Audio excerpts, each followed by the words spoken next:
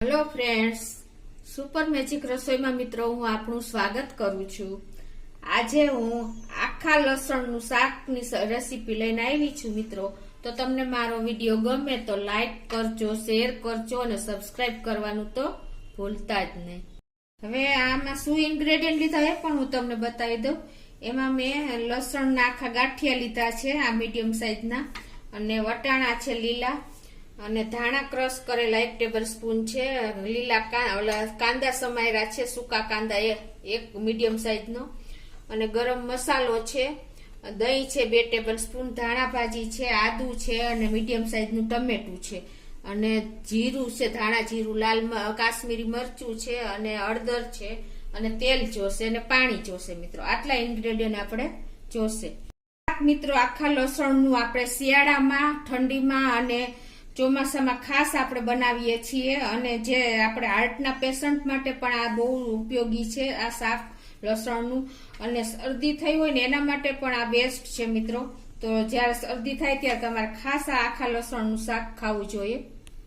તો મિત્રો જો આપણે આ લસણના ગાંઠિયા લીધા છે ને, એને આપણે આવી રીતે ઉપરથી થોડી થોડી છાલ ઉતારી નાખવાની છે, બહુ વધારે નથી ઉતારવાની, છૂટું થઈ જાય એટલી। તમે જોઈ શકો છો આ રીતે ઉપરથી થોડી થોડી છાલ કાઢી લેવાની છે, કળી ન નીકળે એનું ખાસ તમારે ધ્યાન રાખવાનું છે।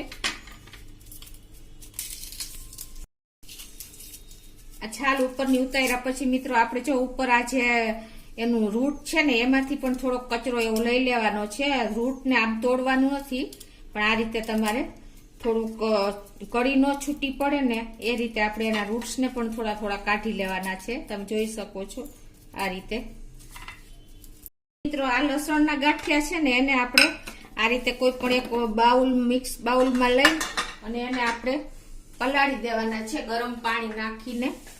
આ રીતે ગરમ પાણી નાખવાનું એટલે જલ્દી આપણા ગાંઠિયા એકદમ કળી સોફ્ટ થઈ જાય આ રીતે।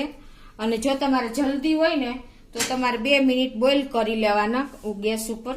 અત્યારે હું આને 5 મિનિટ આવી રીતે પલાળીને રેસ્ટ આપું છું। તો મિત્રો આપણું લસણ ગરમ પાણીમાં પલળે છે ને ત્યાં આપણે હવે એક મસાલો બનાવી લઈએ। એમાં હવે આપણે પહેલા 2 ટેબલ સ્પૂન જેવું લાલ કાશ્મીરી મરચું લેશું। કાશ્મીરી મરચું હોય ને મિત્રો એટલે બહુ તીખું ના હોય।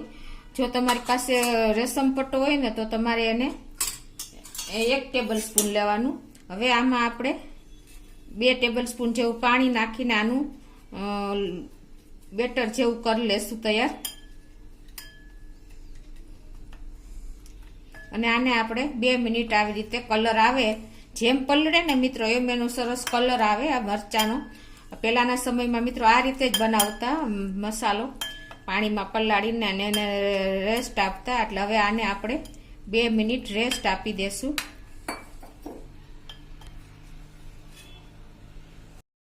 તો મિત્રો જો આપણે આ બનાવ્યું લાલ મરચું પાણી નાખીને એને 2 મિનિટ થઈ ગઈ છે, અને તમે જોઈ શકો છો જો એનો કલર એકદમ સરસ આવી ગયો છે।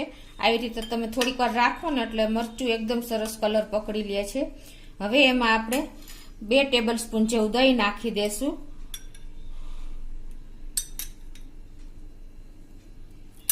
અને એમાં આપણે 1 ટેબલ સ્પૂન જેવું આખા ધાણા મેં ક્રશ કરી લીધા છે એ નાખી દેશું,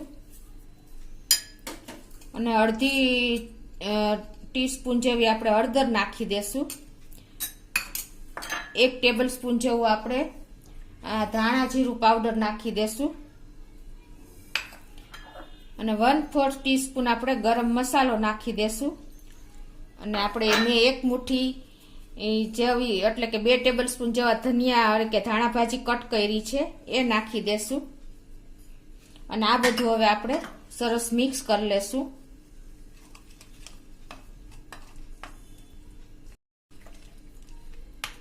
તો મિત્રો આપણે આ રેસીપીનો જે આખા લસણનો શાકનો આ મસાલો તૈયાર થઈ ગયો છે। હવે આપણે આગળ પ્રોસીજર કરશું। તો આપણે લસણ ગરમ પાણીમાં જે પલાળ્યું છે ને એને 5 મિનિટ થઈ ગઈ મિત્રો, અને તમે જોઈ શકો છો કે આપણી જે આ કળી હોય ને બધી લસણની એકદમ સોફ્ટ થઈ, સરસ જોઈ એવી સોફ્ટ થઈ ગઈ છે। તો હવે એને આપણે આ રીતે બહાર કાઢી લેશું બધું। તો મિત્રો જો આ પ્રોસીજર કરવી ખાસ જરૂરી છે, એના હિસાબે આપણી લસણની કઢી થોડીક સોફ્ટ થઈ જશે અને તરવામાં પણ એકદમ સરસ તૈયાર થઈ જશે. આ બાજુ મેં જો ગેસ ઓન કરીને અને 4 થી 5 ટેબલ સ્પૂન જેવું તેલ મૂકી દીધું છે. તમે થોડુંક ઓછું મૂકો તો પણ ચાલે. હવે આપણે જે આ ગાંઠિયા પલાળ્યા હતા ને એ સોફ્ટ થઈ ગયા છે. હવે એને આપણે આ રીતે ફ્રાય કરી લેશું અને તમારે થોડીક કેર કરીને ફ્રાય કરવાનું, કેમ કે આમાં લસણની કળી છૂટી પડી જાય ને તો ઉડે છે. એટલે આ રીતે તમારે અત્યારે ગેસની ફ્લેમ ફૂલ કરી નાખવાની અને આપણે ફૂલ ફ્લેમ ઉપર જ આને લાઇટ ગોલ્ડન જેવા થાય ત્યાં સુધી કરશું. તો મિત્રો જો આ રીતે મેં ફૂલ ફ્લેમ ઉપર 2 થી 3 મિનિટ આપણે થઈ છે અને લાઇટ ગોલ્ડન આપણું લસણ થઈ ગયું છે, તમે જોઈ શકો છો. તો આવું આપણે ફ્રાય કરવાનું છે. આ રીતે 3 થી 4 મિનિટમાં જ આપણું લસણ ફ્રાય થઈ જાય છે.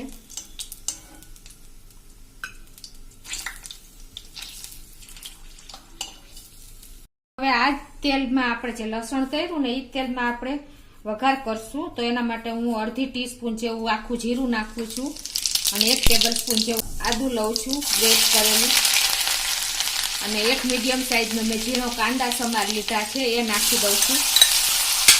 હવે આને આપણે હલકા બ્રાઉન થાય ત્યાં સુધી આપણે આને ફ્રાય કરશું.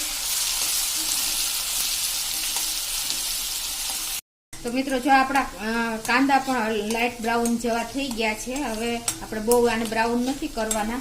હવે આ સ્ટેજે આપણે અડધો કપ લીલા વટાણા મેં લીધા છે એ નાખી દેશું અને આને પણ આપણે સરખા ફ્રાય કરી લેશું 50 દૂર થાય ત્યાં સુધી. બહુ ફ્રાય નથી કરવાના. આપણા વટાણા પણ થોડા એવા સંતળાઈ ગયા છે. તમારી પાસે જો અત્યારે શિયાળામાં આપણને ફૂલ વટાણા મળે છે, પણ જો તમારી પાસે ઉનાળામાં વટાણા ન હોય તો તમે એની જગ્યાએ તમે ગરમી હોય તો તમે પનીર કે બટેટાનો પણ યુઝ કરી શકો છો. હવે આ સ્ટેજે આપણે આજે આપણે મસાલા પલાળ્યા હતા એ એડ કરી દેશું, દહીં ને બધું, જીરું ને, અને એને પણ આપણે સરખું મિક્સ કરી લેશું.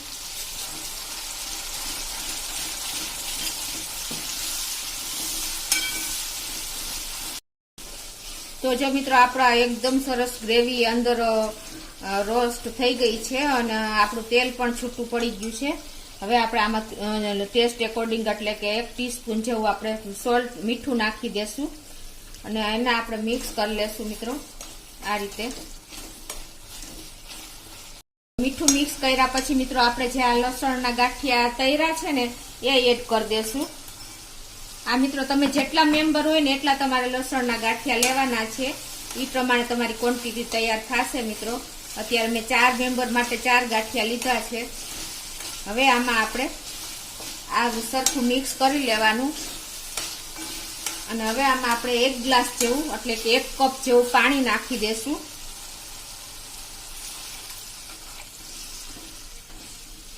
અને આને બધું સરખું મિક્સ કરી લેશું અને આને ઉકાળવા દેશું. તો મિત્રો જો આપણું પાણી નાખ્યા પછી ઉકળી ગયું છે. હવે આ સ્ટેજે આપણે એમાં જે મેં 1 મીડિયમ સાઈઝનું ટમેટું પીસ કરી લીધા છે નાના, એ નાખી દેશું અને આને આપણે મિક્સ કરી લેશું. મિત્રો આને હિસાબે ટેસ્ટ પણ ખટાશ સરસ આવી જશે આપણે, કેમ કે ગ્રેવીમાં પણ આપણે દહીં નાખ્યું હતું એટલે આ બધું આપણે મિક્સ ખટાશ જેવી જોઈએ એવી આપણને મળી જશે. હવે આને આપણે લો થી મીડિયમ ફ્લેમ ઉપર આપણે એને 3 થી 4 મિનિટ ઉકળવા દેશું ઢાંકીને. મિત્રો 3 થી 4 મિનિટ થઈ ગઈ છે. આપણે લો થી મીડિયમ ફ્લેમ ઉપર જો આપણે શાક ગેસ ફ્લેમ રાખી હતી. હવે આપણું શાક પણ રેડી થઈ ગયું છે. હવે એમાં આપણે થોડીક એવી ધાણા ભાજી સ્પ્રિંકલ કરી દેશું. આ રીતે તમે જોઈ શકો છો કે આ શાક એકદમ આપણે ગામડે બનતું એકદમ ટેસ્ટી ધાબા સ્ટાઇલ તમે આંગળા ચાટતા રહી જશો ને એવું આપણું શાક આ તૈયાર થાય છે. મિત્રો તો તમે ચોક્કસ એકવાર ટ્રાય કરજો.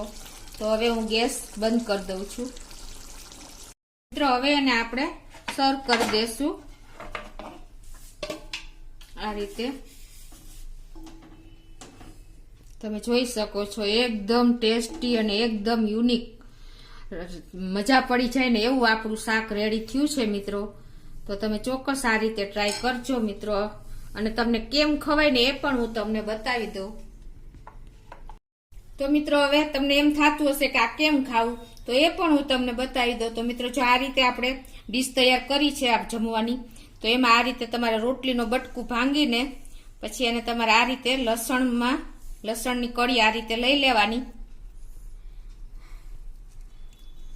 તમે જોઈ શકો છો કે આપણી લસણની કળી પણ જો આ રીતે રોટલીમાં આવી જાય ને ત્યાં જ એનું લસણના ફોતરા છૂટા પડી જાય છે. તો તમે આ રીતે આરામથી ખાઈ શકો છો મિત્રો, તમે જોઈ શકો છો એકદમ ઈઝી છે. તો મિત્રો તમને મારો વિડીયો ગમે તો લાઈક કરજો, શેર કરજો અને સબસ્ક્રાઈબ કરવાનું ભૂલતા નહીં.